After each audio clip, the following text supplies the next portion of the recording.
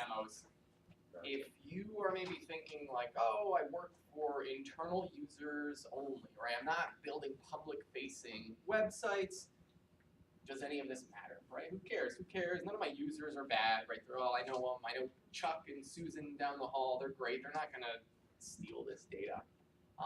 I definitely used to have that same mindset, and then I find out that there's a whole black market for company data dumps, where the primary source of those company data dumps are disgruntled employees who have recently been fired.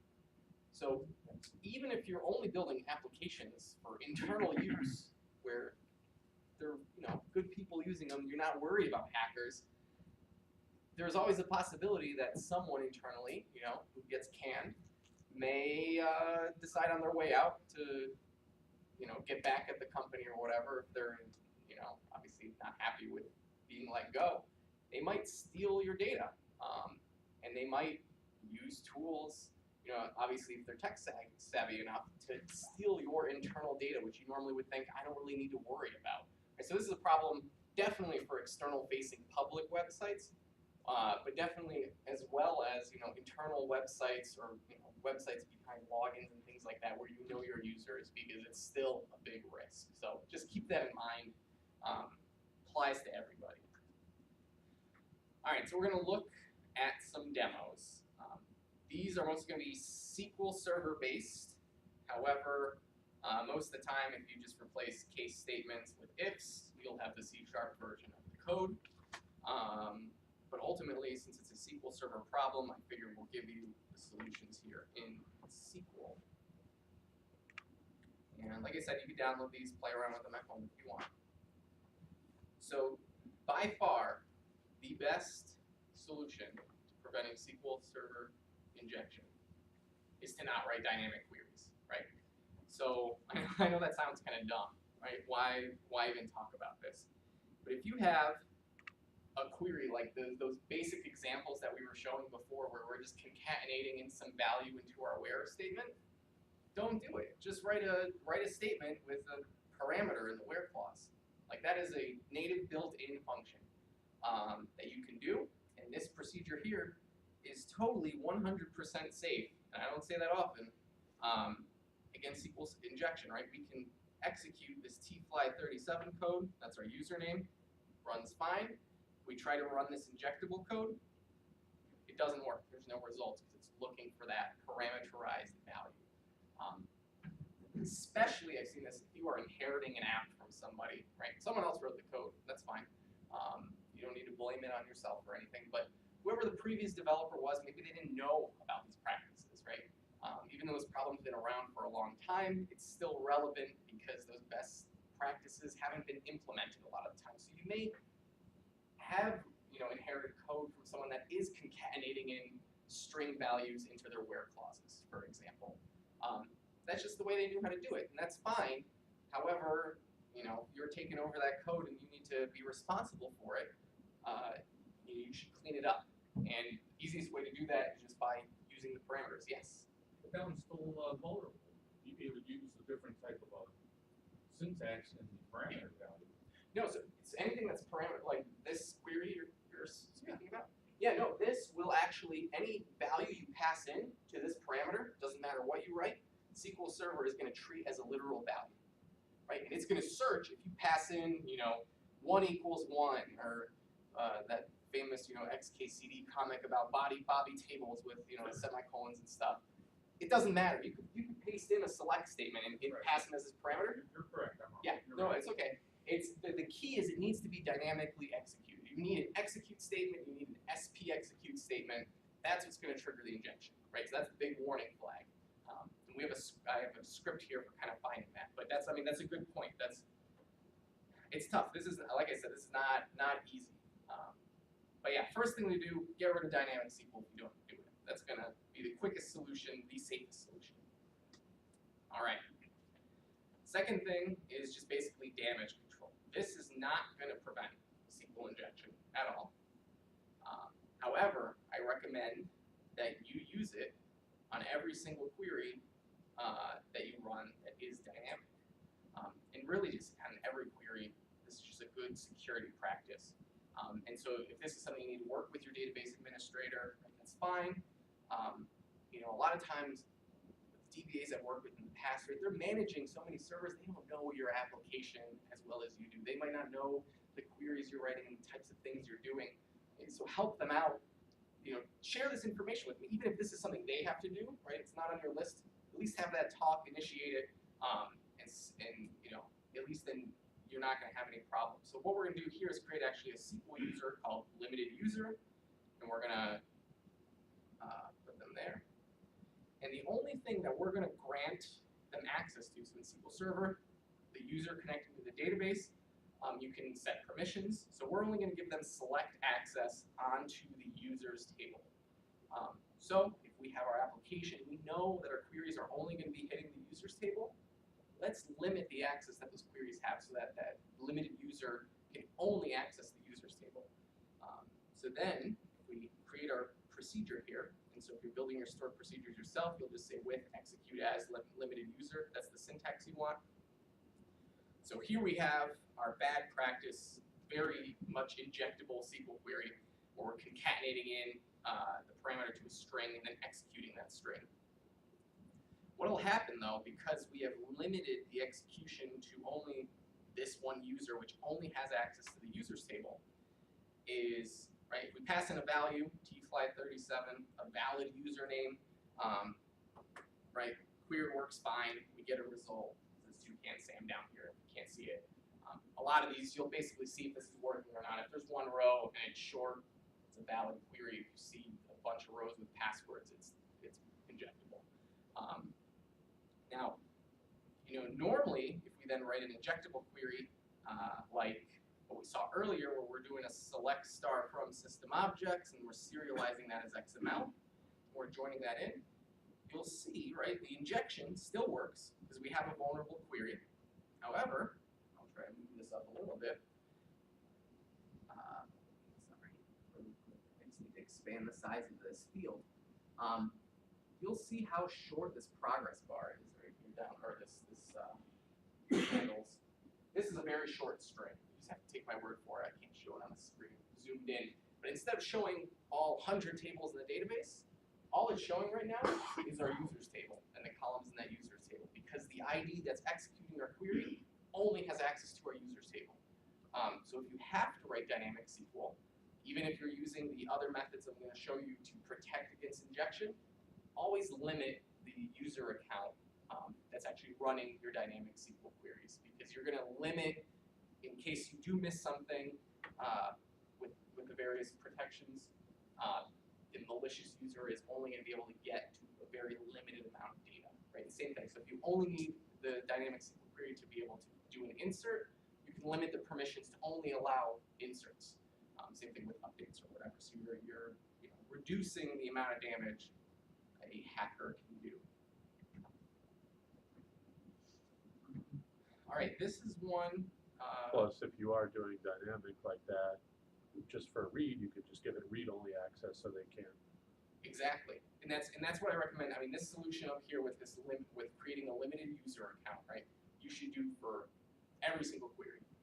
I know it's a pain, but I mean, you probably have that set up. Hopefully, in most of your databases today, your user accounts only have access to a certain database or only have access to certain tables or schemas, because you really want to restrict who can get to what, right? If someone doesn't need to be able to get to those system tables, don't give them the default access that allows them to read all that information. Good.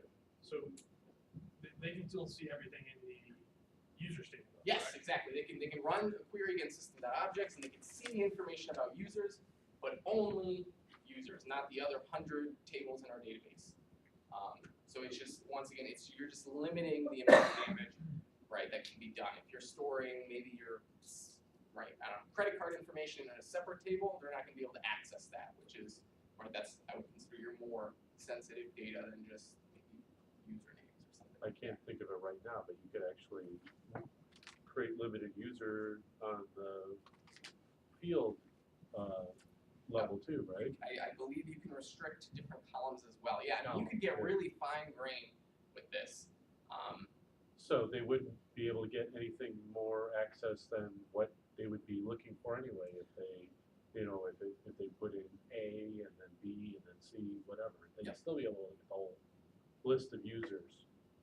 So, Exactly, and with security, it's always a trade-off, right? Yeah. I mean, if you can create a user for every single table and use a different user for every single query that you run, and honestly, like some banks and stuff, that's what they do. And I'm sure their elevation process and their whole DevOps process is a huge pain. I've talked to some people who are, you know, at various banks, and that's a huge pain for them because everything is so restricted and locked down. But if you're dealing with people's money, you probably want to do that.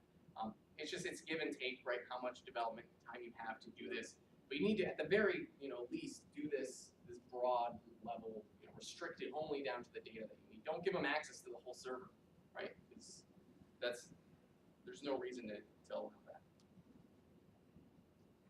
All right.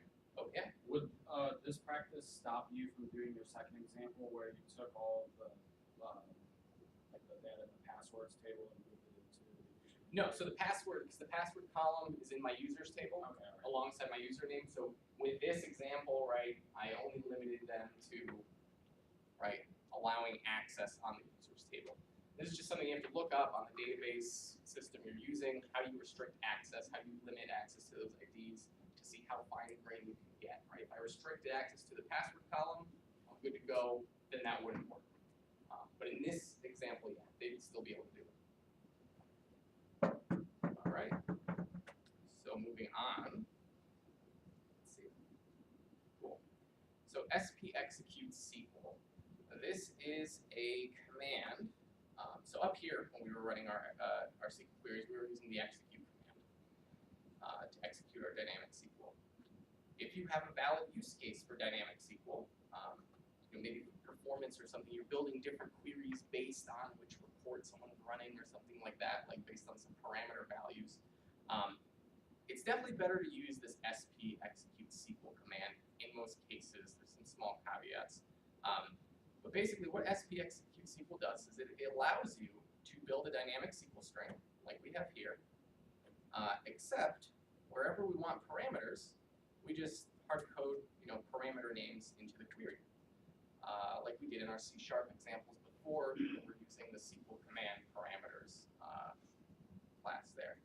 And so if you build a dynamic SQL query string, right here we're just pasting in a single query, but imagine a real world scenario where you have a bunch of different conditional logic for how you want to build this query. You build your query string, and then you pass it in to our SP execute SQL function, right? The first parameter is our full query string that we dynamically generated. And then we pass in this additional parameter, well, you can call whatever you want, but it's basically the definition of all the parameters getting passed in. So you have the opportunity, so here we declare on the line above it, you have the opportunity to say, okay, my username field's only a maximum of 100 characters.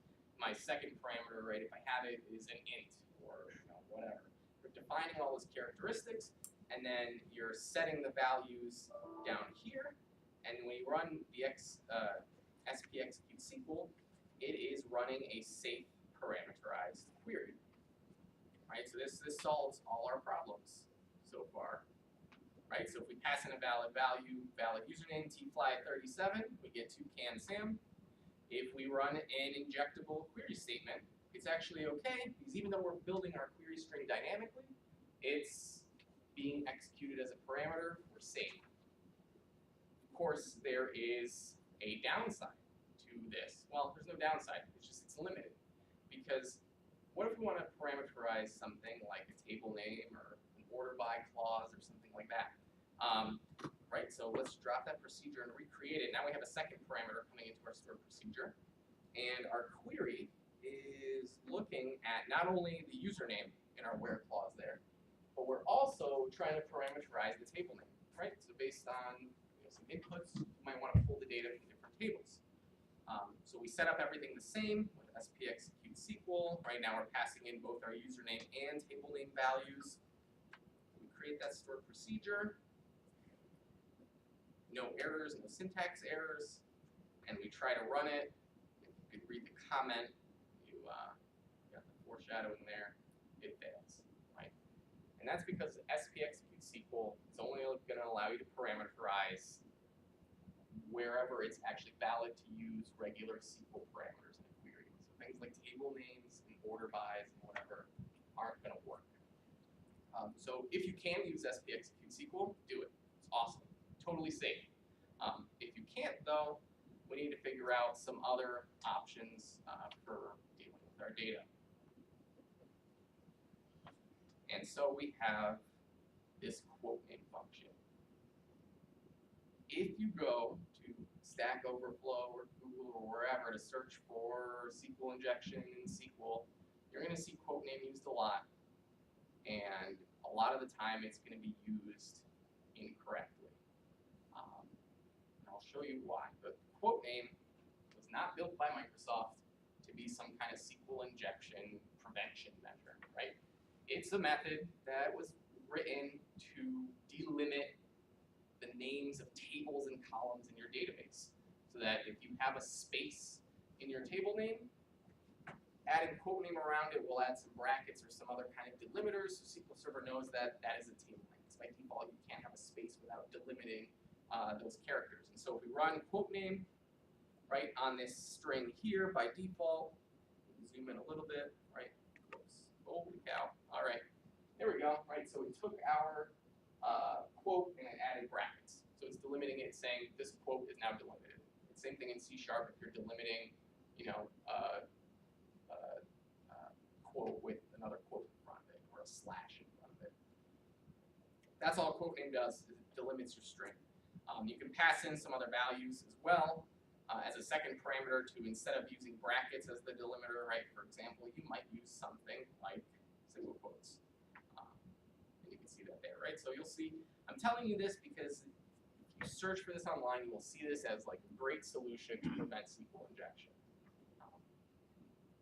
Like I said, you know where I'm going with this. It doesn't always work in all cases. So let's create a stored procedure, right? Once again, we're passing in a table name, we're passing in a username, same query that we were basically just using above, except since we can't parameterize table names in SQL Server, we're going to concatenate that parameter into our dynamic SQL string. And we're going to use the quote name function because it's going to escape any characters that might cause a SQL injection attack to happen. Right, so we'll build our query there. We're once again doing our SPXecute SQL command, and everything should be peachy keen. There we go. All right, cool. So let's see how this works. Because we are delimiting our input parameters with those brackets, SQL Server is going to take any kind of dashes or quotes or anything, wrap them in brackets, and it's not going to execute the it's not going to cause a SQL injection attack, right? So we'll be passing valid values, like normal user values, our query works fine.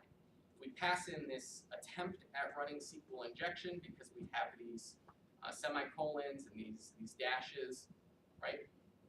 You'll see we get an error message saying it's an invalid object name, which is perfect. It prevented our SQL injection attack just like every Stack Overflow thread tells you it will. Problem is that it is not fully inclusive, right? So there's some other attack scenarios where it doesn't work, which we'll see down in a second. But it also has another big problem. It is limited to only 128 character inputs.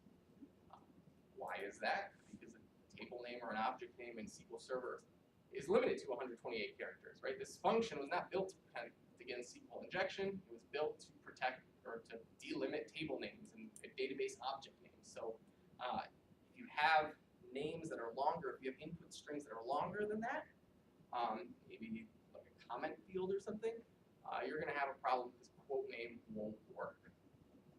And so what do we do in those scenarios? Well, we kind of develop our own sanitation function, right? So we'll create this procedure. It's the same exact query that we've been looking at before. I switched back to writing just execute statements because I was lazy, and those other ones were a lot of text. But the same idea applies, right? We're passing in our table name parameter and our username parameter into our query. But before we do that, we are trying to clean up any single quotes, right? Because single quotes are one of the most common ways that injection attacks start, because you're closing the value of some where clause or something like that and then writing your own query. And so once again, on Stack Overflow, you'll see this advice a lot. All right, let me just write a function, a replace function, to take any single quotes, which are delimited by single quotes. I know this is a little confusion here, but so take any single quotes and replace them with 2 sets of single quotes, right? And same thing, so we're gonna do that to both of our input parameters. So we are basically causing any SQL injection to be prevented since we are escaping our single quotes. And so let's just create this procedure. We're good developers. We've built an excellent solution to prevent injection attacks, right? So regular input parameters, our query works fine. Here's that, famous example that we've been using all of tonight, where we're adding a single quote and then saying or 1 equals 1, which is evaluating to true. It's going to return all our rows. We run it, and our custom replace function has successfully prevented our injection attack. However, it doesn't work in all cases. So if we write a different type of injection attack that doesn't use single quotes, for example, like just tacking on a second statement to our input parameter there, we will get both of our queries returning, right, with all the data in our tables. Our clever replace function didn't work. And that's the thing to be really careful of. That's like by far the #1 thing that I've seen searching for advice on the web. Yes, replacing single quotes with escaped single quotes works great for some injection scenarios, but not all of them. So you can use it, but it's not going to always protect you. So you should use it, but don't stop there, right? This is where we kind of keep adding more and more layers of our security. And you can see with each of these layers, right, it's going to add to your development time. I know it stinks. Eventually, it does get pretty easy because you're writing the same things over and over again. If you have to do this, it doesn't take forever. It is definitely best practice to do this. All right, limiting inputs and checking inputs, right? So obviously, we could be doing this as validation in our app or in our website. We could be doing this on the SQL Server side. It doesn't really matter, but you want to validate user input. So we're going to create 2 procedures here. The first one is we're passing a parameter username with a length of 100, and we are very poorly putting into some dynamic SQL statement. But imagine this was an actual use case for dynamic SQL that was valid. So we'll pass that in. And we have a second stored procedure here where we are limiting the length of our username to just 6. Because we know in our database, all users are at most 6 characters in length. So all we're saying is we're adding a constraint that says the input shouldn't be more than 6 characters long. So we'll do that. We'll run that query. So that stored procedure was called short input, and then we have long input. So what this does, right, once again, it doesn't prevent all injection attacks, but it allows you to, in some cases, right, if we run the stored procedure that allows for the long input names, we're going to get injected, and our query gets injected, and here we have all of our database users listed below. If, however, we run the stored procedure where we said, hey, we're going to validate the data coming in, it shouldn't be longer than 6 characters because we know there are no values in our database that are longer than 6 characters, right? It gets prevented, we only get that 1 user back. Not 100% foolproof, but just another good layer of security to add. One other thing that I kind of skipped over is in our second procedure here that was limiting to just a length of 6, we could add other types of validation, right? We could check for things like our username should only contain letters and numbers. It shouldn't contain anything else. It shouldn't contain hyphens or quotes or whatever, right? So this is where if your whitelist of allowed characters is pretty consistent or you're easy to keep track of, this is way better to do than using that replace where you're just replacing single quotes and that doesn't really solve all your problems. It's a partial solution. This at least will validate your data. So if you never expect to see a single quote in a username, for example, then just strip it out, right? And you do this in C#, you can do this in SQL. It doesn't matter where you do it, Just the point is you need to validate your data. But names do have single quotes. Right, it's not going to work in all scenarios. We're just trying, right, so with security is you'll be Yes. hard pressed to find someone who works in security who says, yes, this system is 100% Oh, secure. right. If you ever meet anyone like that, I would not hire them or anything because they probably are making lots of bad coding decisions. Because nothing is ever 100% secure. And It's what all give and happens- take. And what happens if your search accepts wildcards? Right. A lot of different scenarios, and that's a good point to bring up. There are so many scenarios that no one person, I'll argue, is smart enough to think of every single scenario, right? Some bored hacker who is very determined to get into your website will spend way more time thinking about it than while you know, try to wrap up some code before lunch. They're just going to spend more time on it, and they will figure out a way to get in. There's always going to be a performance hit because you've got to do so many checks. Like with the table name, there's no way I'd let just a regular user input go into a dynamic query. I would check it against the table names to make sure that it was an exact table name. Yes, exactly. If you have a set of values that you expect to get passed in, right? So let's say with a table name, if you know there's only 10 valid values that can never get passed in, just check your input against see, is it one of these 10 valid values? If it's not, then whatever, return an error or whatever you want to, however you want to handle that. But that's exactly right. Create a whitelist of Record values. the if IP it's short enough. address and Yeah, sure. So that's what we're doing here. We're checking for valid characters. So if we run that again, that was our short name input, right? So if we search for a username that's T37, there's no results here, but the point is the query doesn't error out. We just didn't find a user called T37, but it's valid alphanumeric characters only. If we add, a semicolon to that, obviously we get a different output. This would be like an error. However you want to handle that is fine. But yeah, that's the point. Is you want to check your inputs. You want to validate them. If you can run them against a whitelist, great. If you can't, do as much as you can. And that's why you need to layer in all these different things. Limiting the user access, right? Stripping out special characters, running it against a whitelist, because there's no, guaranteed way of preventing SQL injection unless you are only using parameterized queries or if you're not writing dynamic SQL at all. That's it. Those are your only options. And the only fun part is then I keep running up against estimated project times. Always a challenge, no doubt. So finally, like the last big demo I want to show you today, and I like to show this one because if I haven't convinced you yet that thinking of all the different scenarios that you might encounter, like you may be thinking, oh, okay, I'll be able to code against all different scenarios.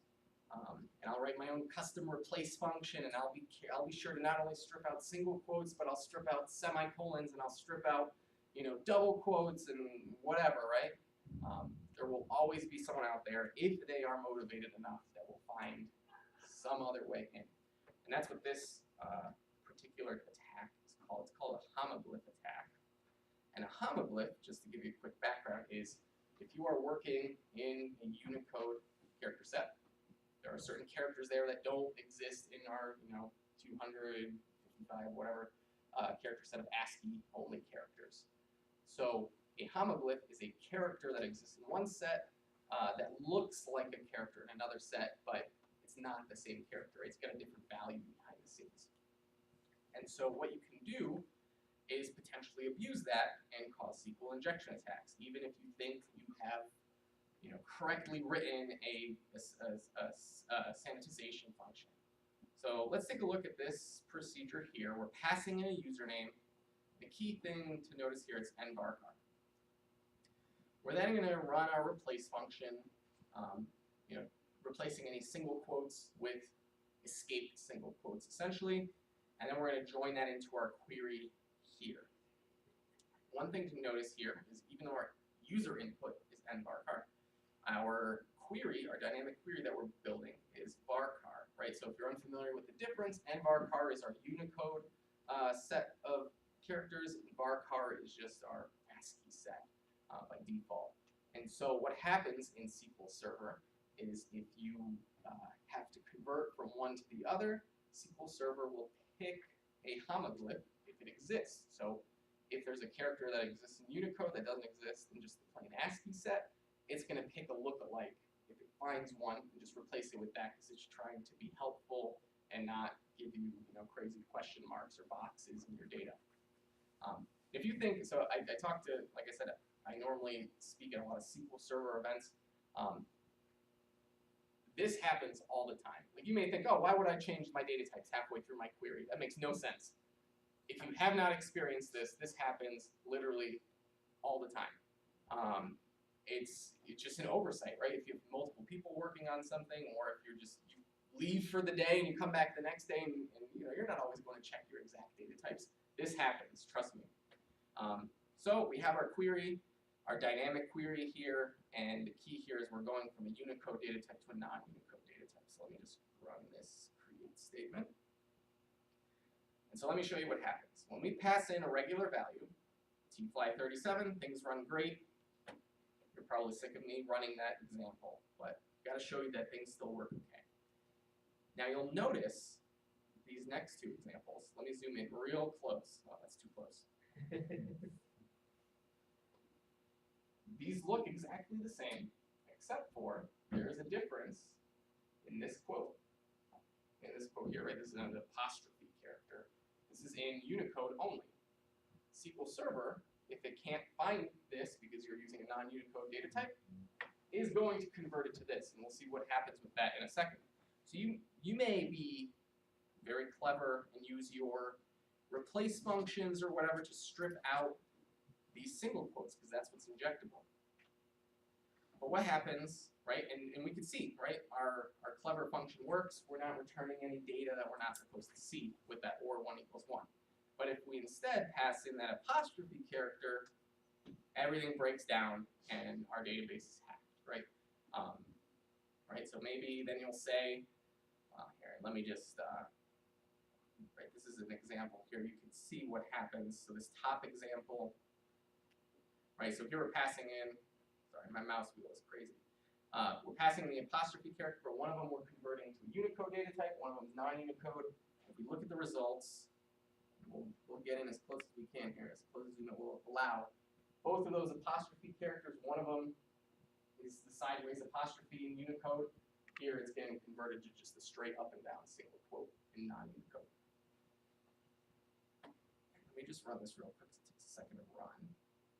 So you might say, okay, well I'm just going to add another replace function that not only strips out my single quotes, but it's going to strip out my Unicode apostrophes, right? And this is where you start to run into problems, thinking that maybe you're going to think of every possible injection scenario. So this is a query I wrote here that loops over the Unicode data set and only looks for single quotes and semicolons. So here I look for lookalike homoglyph characters of semicolons. So if you really wanted to protect against this, you would need to write these 9 replace functions. Because all of these characters, right, this looks like a single quote. I don't know what it is. I don't know what character 697 is. It looks like a single quote, but it's not, right? It's really some other Unicode character. This looks like a semicolon, but it's not really a semicolon. It's its own unique character that SQL Server is going to convert to an actual semicolon if you have an implicit conversion. So, right, you have to be coding for all these different scenarios here to protect against it. And that's just single quotes and semicolons. And that's also, right, the Unicode character set is always growing. There's new stuff getting added all the time. So this becomes then a maintenance issue if you try to code something for it because you're constantly going to have to update it. Right, and it's still not going to work because you'll probably miss something, right? So here, let's say, once again, we have our last query for this. We are doing our replaces here. We're getting rid of single quotes. We're going to strip the word select out of our queries because we don't want someone selecting something, right, as an input value. So if we run that query there, the procedure will create it. You'll see my user input here. I built this out of a bunch of different homoglyph Unicode characters. So I bet you can, even though we are stripping out any queries that say select, I bet you can guess what happens, right, in here. In this case, we're getting the whole database done. So this is one example of many, many, many out there, right? The key is just if someone's motivated to get in, they're gonna figure out some edge case that you did not plan for. The best thing that you can do is not try to write your own custom security functions, but instead just kind of layer the security everywhere you can. Work with your database administrators, have them limit the user accounts, implement validation and whitelists and things like that. Nothing's ever 100% secure. The best you could do is just try to plan best you can, and hopefully there'll be some other website out there or application that a hacker will go for because you're just too tough to get into. So the last quick SQL demo I want to show you here isn't with actual prevention of injection, but maybe after today you're thinking, how many of my queries are injectable? So I've written this for SQL Server. Basically, there's two queries here. The first one, if you want to run it on your own server, is basically looking at the, which one is this? This one's looking at our object definitions. So at the metadata inside the server of all our stored procedures and everything else, to see if it contains any execute, SP execute SQL keywords, to see what stored procedures, functions, or views, right, might be injectable. So this query basically returns a list of queries in your database that may be vulnerable to SQL injection. So this is really good if you're taking over an app and suddenly you're responsible for everything in it. You want to cover yourself and make sure that there is not something there from a previous developer who maybe didn't follow these best practices. You want to clean these up right away. So this first query will show you, what is potentially injectable. You still have to go through one by one to see, but at least it'll narrow down your search. Now, that only works if you're using stored procedures or functions to store your queries. If you are storing your queries in your application, right, in C#, it becomes a little bit more difficult because SQL Server has no knowledge of that stored in the database itself. However, the second query, and I don't know, okay, there's a couple results. Oh, but they're all internal ones. The second query, so I can't really show you a demo now because I don't have a machine with lots of queries running, but it looks at the execution plan cache, right? So SQL Server builds these execution plans for whatever queries come in. These could be ad hoc queries. These could be queries that are stored in your application. And so this query here searches the execution plans for the same type of criteria to see, are any of these queries potentially injectable? I wouldn't use either of these two queries as like a 100% guarantee you're going to find everything. But I do think they're really handy when you are inheriting something or taking over something and you just want to get an idea of how big of a problem do I have here, right? When you're estimating some new work, this is a great quick way to figure out how much security development work do I have to do. So. Or you could run an SQL map. Or and I know a lot of people add SQL map to their builds if they want to just make sure they didn't screw up their code or create a vulnerability. Just add a SQL map to your build process and have it automatically test for vulnerabilities. Another layer of protection, right? Or core rule set. Yep. From OWASP. Yeah. So finally, just a few other tools. Right? We talked about SQL map. If you are using Azure SQL, they have a function. Forget the exact name, but it's basically like turn on SQL injection protection. So if you are using Azure SQL, not a VM in Azure, but the actual Azure SQL product, I'd recommend turning it on. I wouldn't trust it 100%. I would still do everything else, right, that we covered in this presentation. But why not add that extra layer of security with an easy button click, right? It's a slider, whatever. There are continuous monitoring tools, right? There are tools that will monitor the typical parameters that get inputted into your database. And then for any new parameters coming in, it'll check to see, oh, does this fall in line with what we've seen in the past? If not, it'll kill the query, right? So if you work in a bank or something, maybe you're already using that kind of software, right? Where it really matters, there are tools out there that will monitor that for you and instantly kill off any queries that it thinks might be an attack. Finally, there's this guy from Australia, Troy Hunt. I'm sure you guys are Many of you are familiar with him. He's a big security developer. He has, as part of a lot of the presentations that he does, he's built this whole website that is full of security holes, including many different SQL injection vulnerabilities. So like when I said at the very beginning of the slide, only try this on your own computer, not someone else's website. This is one website that you can go and try to see if you can figure out where those vulnerabilities are. You can search his blog to see some of those answers, but that's a kind of fun way to test your knowledge to see if you can find the injection opportunities. So recap, I already said this, it's got to be a multi-layer approach, sanitize, validate, restrict user access, use all the tools you have available because it is impossible to protect against SQL injection unless you're not using dynamic SQL or you're only using parameterized queries. So thank you guys so much. Thanks for having me. I really appreciate it. You can reach out to me at all these different places. I do publish a blog post in a video every single week, mostly on SQL Server topics. There's some developer-related topics in there too.